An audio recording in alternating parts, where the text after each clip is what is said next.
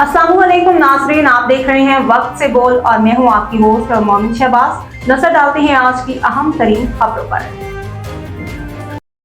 Assistant commissioner office Daska में field monitoring officers FMO का एक अहम इजलास मुनक्किद हुआ।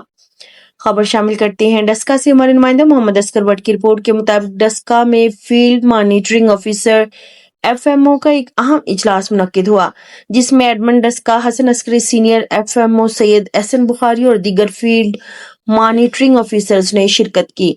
इजलास की सदारत असिस्टेंट कमिश्नर डस्का सादिया जाफर ने की। इजलास में पंजाब हुकूमत के विजन के मुताबिक फील्ड अमूर और कारकर्दगी का तफसीली जायजा लिया गया।